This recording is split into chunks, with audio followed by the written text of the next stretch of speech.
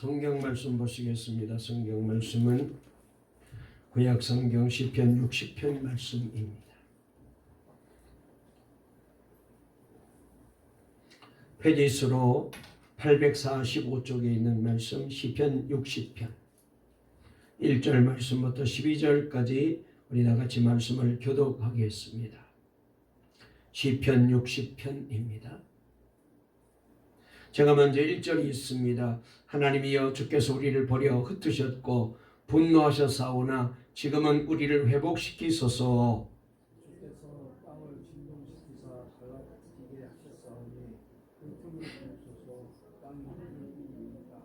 주께서 주의 백성에게 어려움을 보이시고 비틀거리게 하는 포도주를 우리에게 마시게 하셨나이다. 주의 경륜을 내게 떨을 주시고 진리를 위하여 다르게 하셨나이다. 주께서 사랑하시는 자를 건지시기 위하여 주의 오른손으로 구원하시고 응답하소서. 하나님이 그 거룩하심으로 말씀하시되 내가 뛰어이라 내가 세겜을 나누며 축복 골짜기를 측량하리라. 길앗이 내 것이요 므낫세도 내 것이며 에브라임은 내 머리의 투구요 유다는 나의 규이며 모압은 나의 무릎이라 에브라임은 나의 신발을 반기리라. 블레셋아 나로 말미암아 맺히라 하셨도다. 누가 나를 이끌어 견고한 성에 들이며 누가 나를 에돔에 인도할까? 하나님이여 주께서 우리를 버리지 아니하시나이까. 하나님이여 주께서 우리 군대와 함께 나아가지 아니하시나이다. 우리를 도와 대적을 치게 하소서. 사람의 구원은 헛됨이니이다. 우리가 하나님을 의지하고 용감하게 행하리니 그는 우리의 대적을 밟으실 이심이로다. 아멘.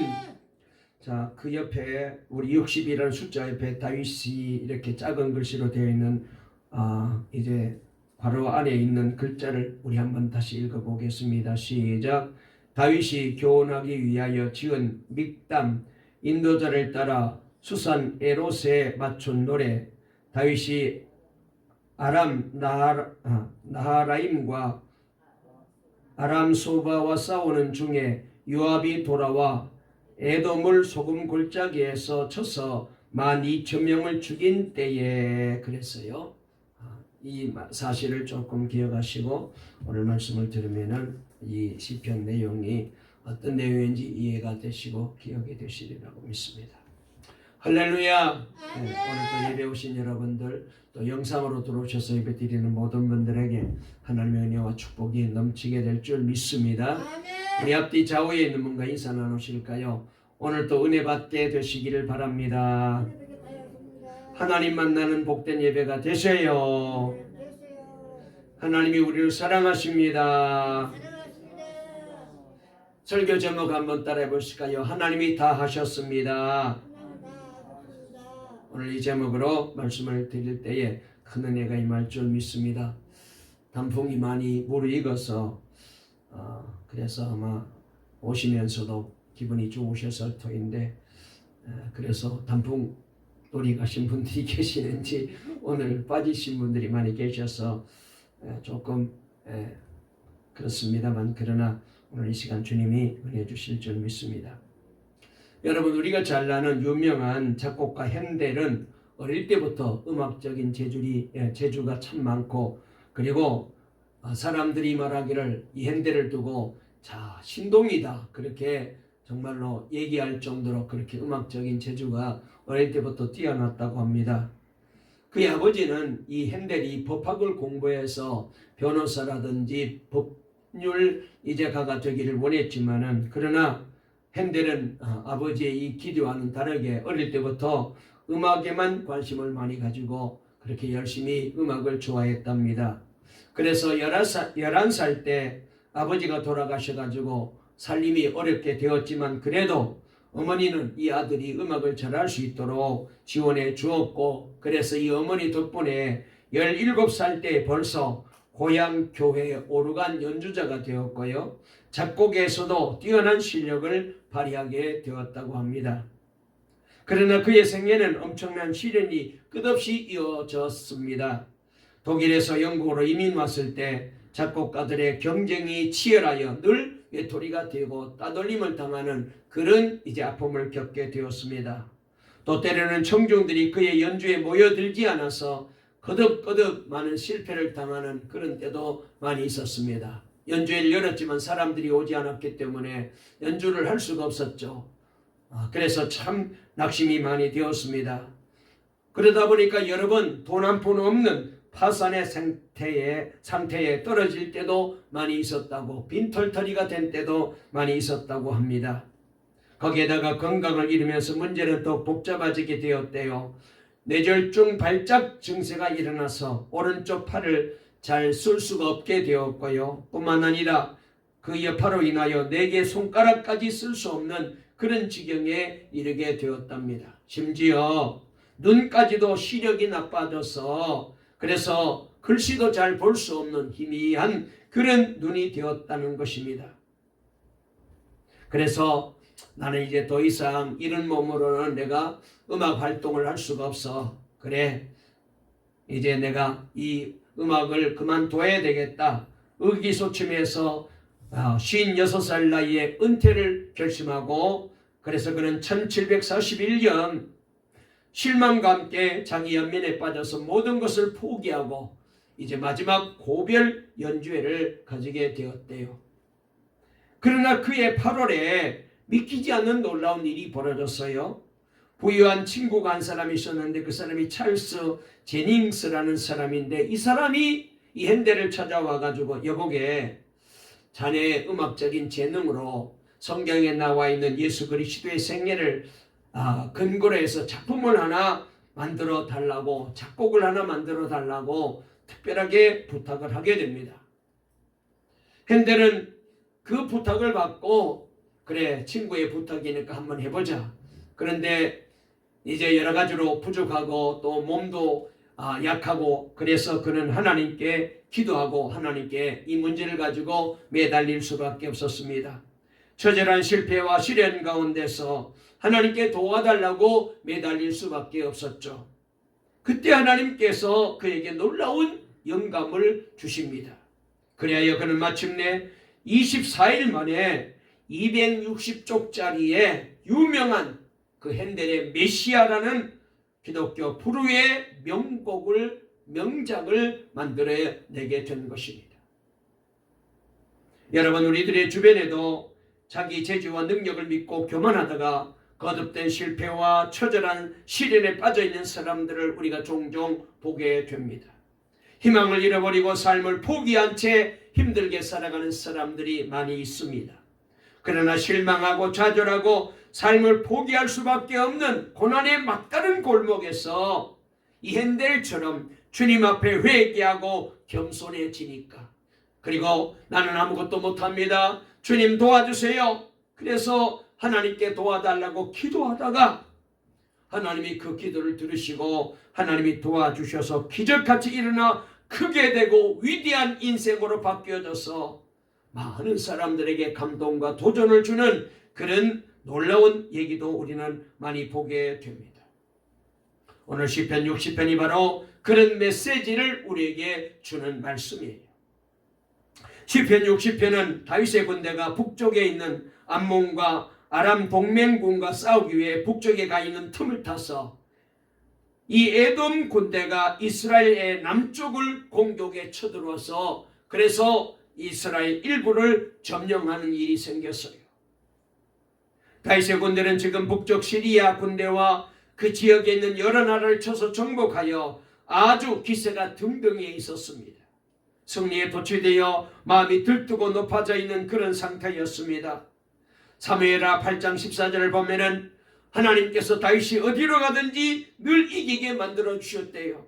그래서 연일 승승장구하고 있던 그때, 그래서 이제 곧 이스라엘 통일이 될 날이 멀지 않은 바로 그때 남쪽에 있던 에돔이 이스라엘을 침략해 온 거예요. 그리고 남쪽 일부를 점령해 버렸습니다. 다윗은 이 사건이 일어나게 되었을 때 하나님 왜 나에게 이런 시련과 어려움을 주실까 하며 하나님의 뜻을 알기 위해 간절히 기도하게 됩니다. 다윗은 지금 백전노장이잖아요.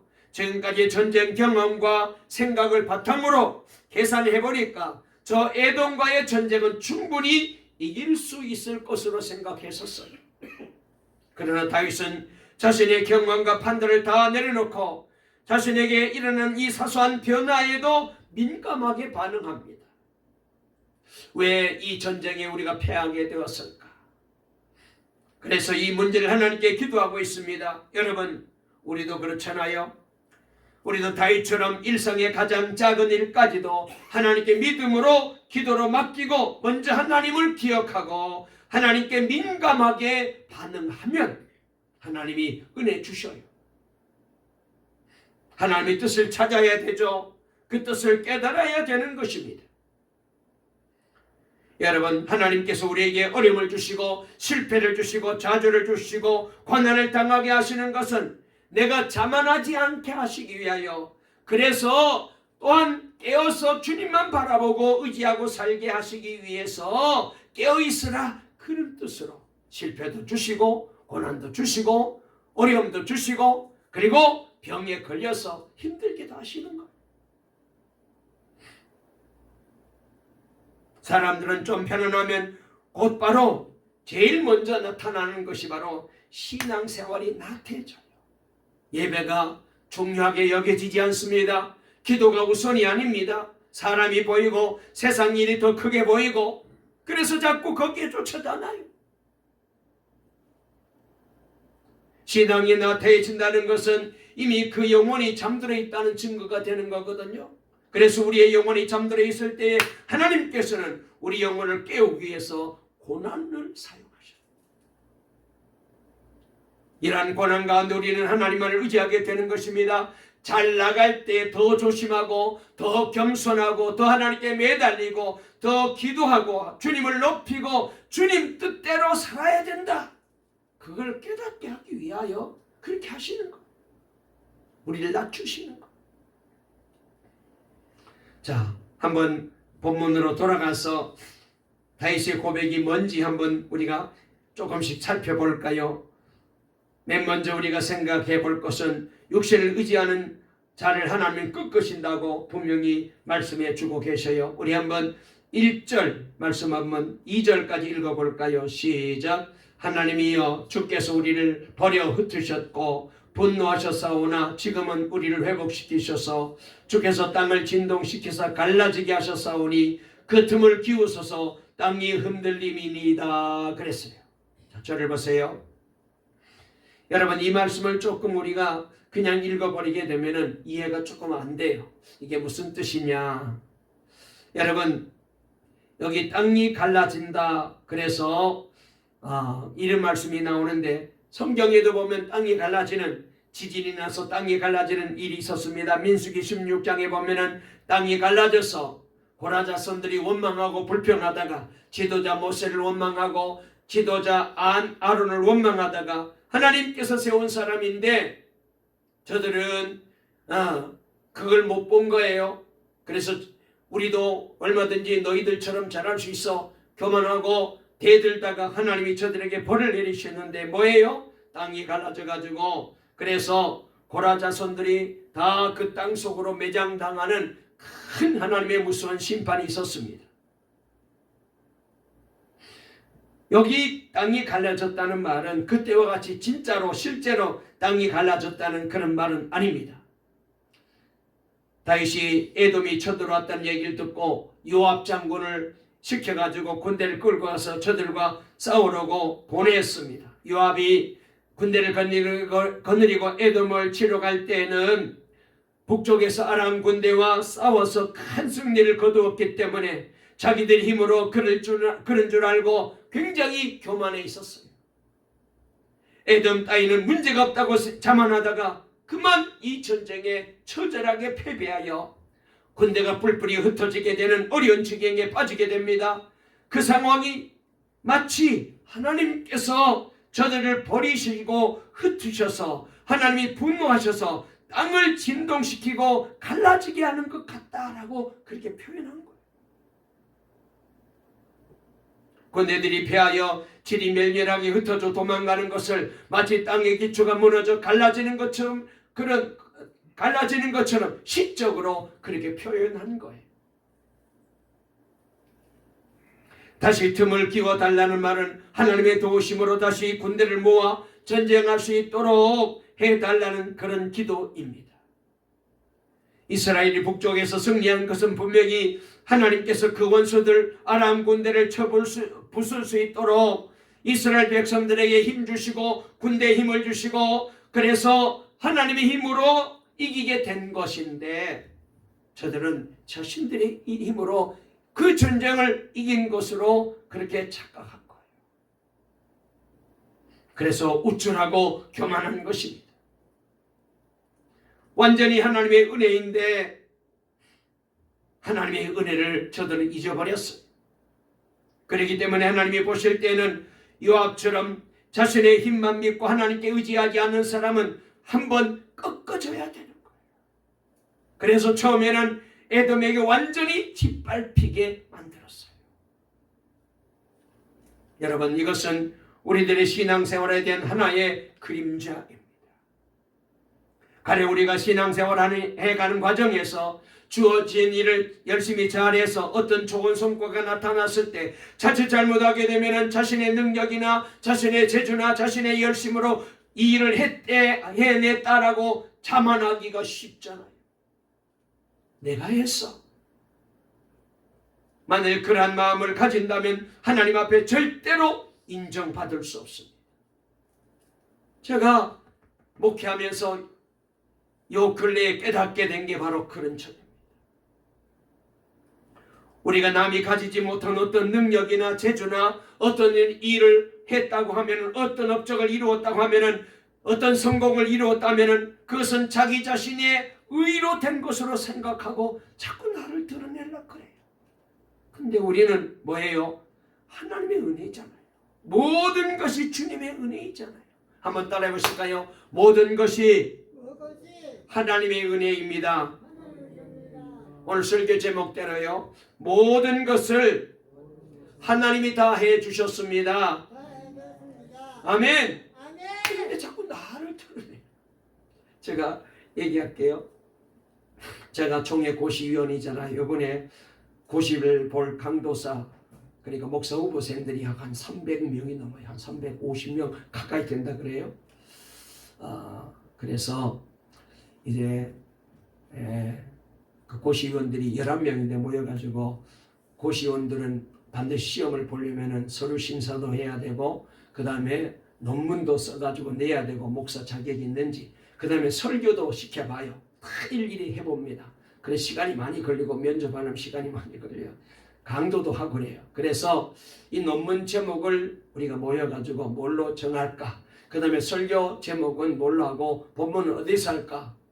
그런데 제가 이제 하나님 앞에 기도하면서 이제 아이디를 주셔가지고 제가 논문 제목을 하나 만들고 그 다음에 설교 제목을 신약에서 하나 구약에서 하나 두 개를 해가지고 회의 갔어요.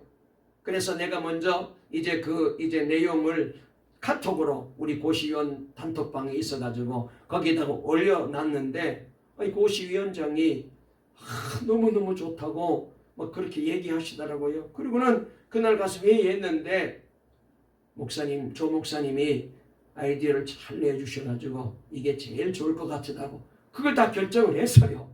그러니까 논문 제목도 내가 낸 걸로 됐고 설교도 내가 낸 걸로 됐어요. 그러니까 자꾸 내 입에서 요번에 논문 제목 내가 냈어, 요번에 설교 제목 내가 했어, 자꾸 내 얘기를 하는 거야. 죽일 놈이 된 거야 내가. 그러지 말아야 되는데 하나님 앞에 벌 받을 짓을 제가 하는 거예요.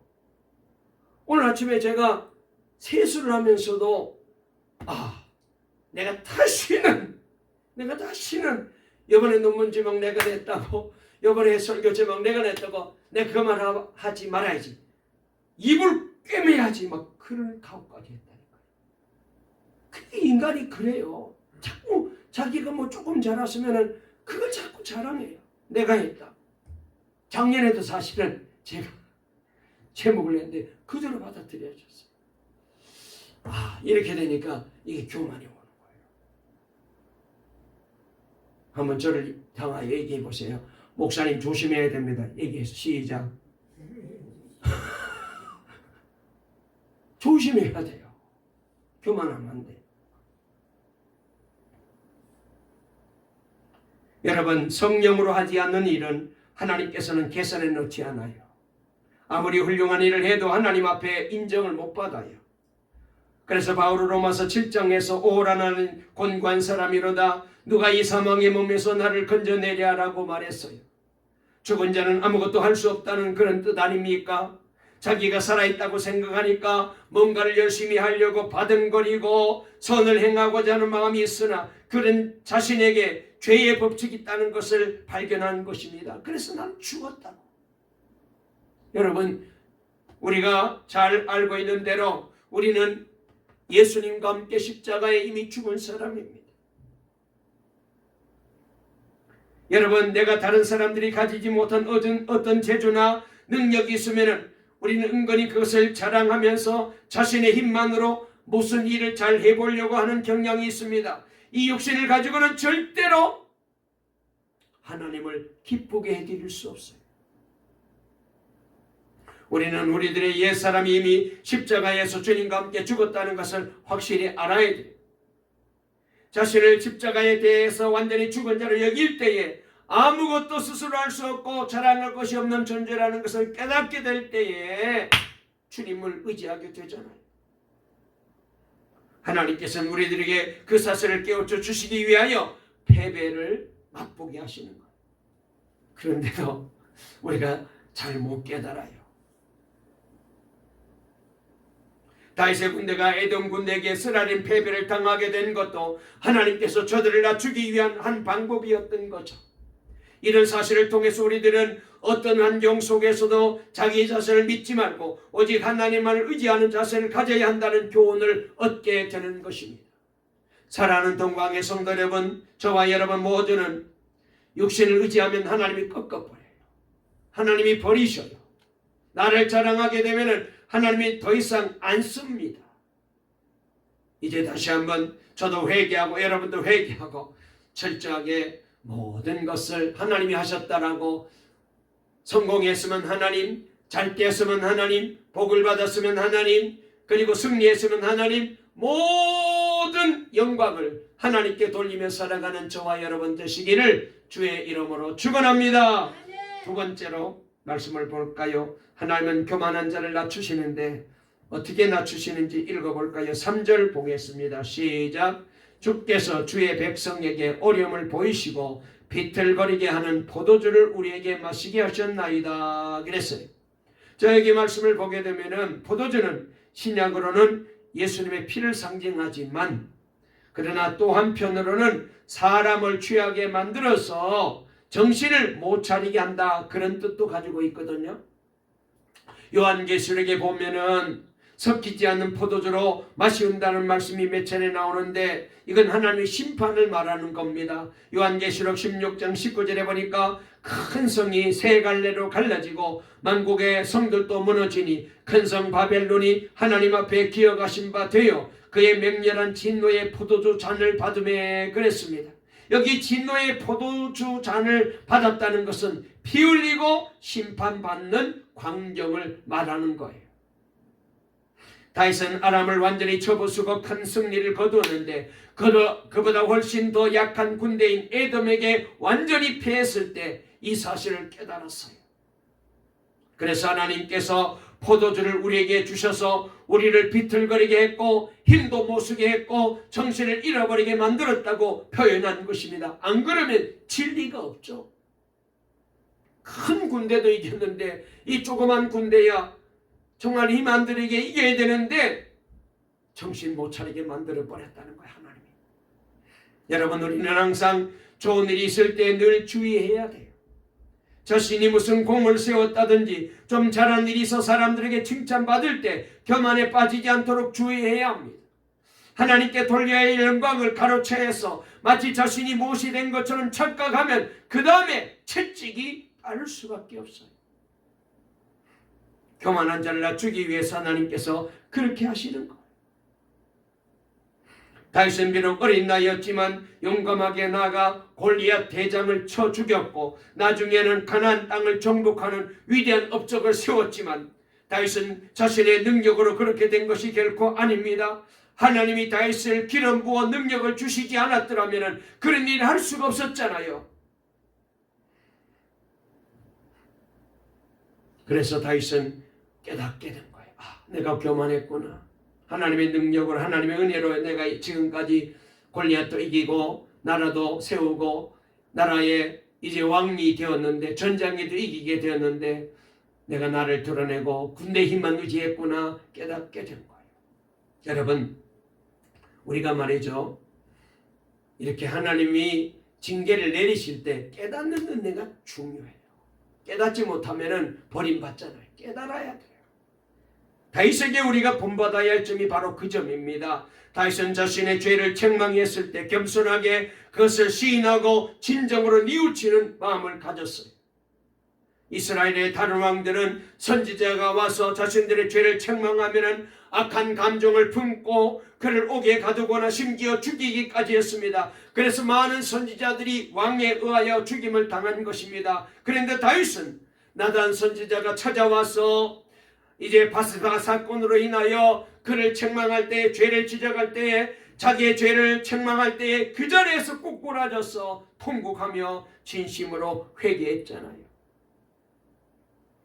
다윗의 그런 점이 보통 사람보다 위대한 점입니다. 전쟁에서 큰 승리를 한 것보다 훨씬 위대한 것이 바로 이런 점이에요. 다윗은 하나님께 매를 맞을 때에 그것이 자기의 잘못됨이라는 것을 알고 겸손하게 받아들입니다. 요압이 패배했지만 결국 책임자는 다윗 자신이라는 것을 인정하면서 하나님 앞에 자신을 낮추었던 거예요. 여러분, 우리가 신앙생활하는데 가장 어려운 문제가 바로 그런 문제입니다. 자기 자신을 자꾸만 옹호하려 하고 드러내려고 하는 마음을 가장 경계해야 돼요. 우리는 신앙생활에 가는 가운데 어떤 일을 조금만 잘해도 자신이 잘한 것처럼 나타내려고 하고 자신이 잘못한 것은 남에게 책임을 돌리면서 자신을 변명하고 옹호하려는 경향이 많잖아요. 그래서 우리는 이런 면에 있어서 다윗을 본받아야 됩니다. 다윗은 예수님의 그림자적인 인물이긴 하지만 그 역시 인간이기 때문에 잘못을 저질렀습니다. 그렇지만 그는 하나님께서 잘못해서 매를 맞을지라도 믿음을 버리지 않았고 여전히 모든 문제를 하나님께 맡기고 의지하고 기도하려고 했던 것입니다. 자기 힘으로 뭔가를 해보려고 하지 않았어요. 사랑하는 교회 여러분, 저와 여러분도 교만하지 마시고 철저하게 겸손해지십시오. 혹시라도 내가 교만해서 하나님으로부터 징계를 받았다면 얼른 우리도 다윗처럼 회개하십시다. 그리하면 다시 한번 주님께서 다윗을 들어 크게 쓰신 것처럼 저와 여러분과 우리 교회를 크게 사용해 주시고 축복해 주시고 앞길을 열어주시고 소원이 이루어지고 문제가 해결되고 사업에, 가정에, 일터에, 직장에, 교회에 놀라운 봉이 일어나게 만들어 주실 줄로 믿으시기를 주의 이름으로 축원합니다. 자, 그 다음에 4절 말씀 읽어볼까요? 시작. 주를 경외하는 자에게 깃발을 주시고 진리를 위하여 달게 하셨나이다 그랬습니다. 여기 보니까 하나님께서는 교만한 사람을 낮추시고 꺾으시지만은 그 일을 통해서 자기 잘못을 뉘우치고 하나님을 의지할 때에는 다시 그에게 일을 맡기셔요. 요압이 주를 경외하지 않고 승리에 도취되어 자신만만하게 싸우다가 패배했지만 그 다음에 마음이 낮아져서 잘못을 깨닫고 자기는 아무것도 아니라는 것을 깨달았을 때 하나님께서 이 다윗과 요압과 이스라엘 군대를 도와주셨습니다. 하나님께서는요, 자신을 의지하지 않고 하나님을 경외하는 자에게 일을 맡기시고 그 일을 하나님이 인도해 주셔요. 주를 경외하는 자에게 길을 주어 달게 하신다고 했는데 출애굽기 17장에 보면 우리가 잘 아는 대로 기에 관한 말씀이 나오잖아요. 여호수아의 이스라엘 군대와 아말렉과 사이에 전쟁이 벌어졌습니다. 이때 모세가 높이 손을 들고 하나님 앞에 기도합니다. 그런데 모세의 손이 올라가면 여호수아 군대가 이기고 그리고 팔이 이제 힘이 빠져서 내려오면 아말렉이 이기고 진퇴양난 공방전이 계속 일진일퇴 공방전이 벌어지고 있었습니다. 이 모습을 보고 아론과 우리 이 모세의 양손을 붙잡아서 끝까지 내려오지 않도록 붙잡아 주었더니 완전히 이겼습니다. 모세는 이 전쟁을 이기고 난 다음에 단을 쌓고 그 단 이름을 여호와 니시, 하나님은 나의 승리의 깃발이라고 그렇게 하나님 앞에 영광을 돌리며 길을 세웠잖아요. 여러분, 그래서 성경이 말하는 길은 승리를 상징하는 표시거든요. 예수님이 십자가에서 마귀를 쳐부수고 승리한 것이 바로 십자가의 깃발입니다. 신약시대에 와서는 교회가 바로 기가 세워진 성목입니다. 그러므로 누구든지 이 교회에 들어오셔서 예수를 믿게 되면 날마다 인생에 승리하고 사업에 승리하시고 직장에 승리하시고 가정에 승리하시고 세상에 승리하시고 마귀에게 승리하시고 질병에서도 승리하게 될 줄로 시험에서도 승리하게 될 줄로 믿으시기를 주의 이름으로 축원합니다. 우리 동강교회가 승리의 깃발이 높이 꽂아진 성목입니다. 이 길을 달게 하셨다, 이렇게 말했습니다. 그리고 5절 6절도 읽어볼까요? 시작. 주께서 사랑하시는 자를 건지시기 위하여 주의 오른손으로 구원하시고 응답하소서. 하나님이 그의 걸어가심으로 그 말씀하시되 내가 뛰놀리라. 내가 세겜을 나누며 숫곡 골짜기를 측량하리라 그랬습니다. 이제 다윗은 완전히 믿음이 회복됐어요. 큰 승리를 거두어서 높아졌던 그 마음이 하나님의 징계의 손길을 통해 낮아졌을 때 하나님께서는 직접 구원해 주시는 능력을 그에게 주셨습니다. 다윗의 사람들이 하나님께 징계를 받고 낮아졌을 때 이제 하나님이 그들에게 은혜를 주셔서 그들로 승리하게 하실 차례가 된 거예요. 그래서 하나님께서는 이것을 굉장히 기뻐하셨습니다. 얼마나 기쁘셨으면 내가 뛰놀리라 그랬거든요. 이것은 하나님께서 기뻐서 춤추신다 그런 말뜻인데요. 하나님께서는 기뻐 춤을 추면서 이제 다윗을 도와준다는 그런 표현이잖아요. 여러분, 이처럼 하나님은 하나님을 의지하는 자를 위하여 이렇게 기뻐 춤출 정도로 좋아하십니다. 그러므로 저와 여러분도 이제 모든 것 내려놓으시고 나를 자랑했던 것, 내가 의지했던 것, 내가 믿었던 것 다 내려놓으시고 우리도 다윗과 같이 이제 하나님만 자랑하고 하나님만 높이고 모든 것 하나님이 하셨습니다라고 하나님께 영광을 돌리기만 하면 하나님이 우리 교회와 우리 성도들을 위해서 춤추며 좋아할 거예요. 할렐루야. 얼마나 감사한지.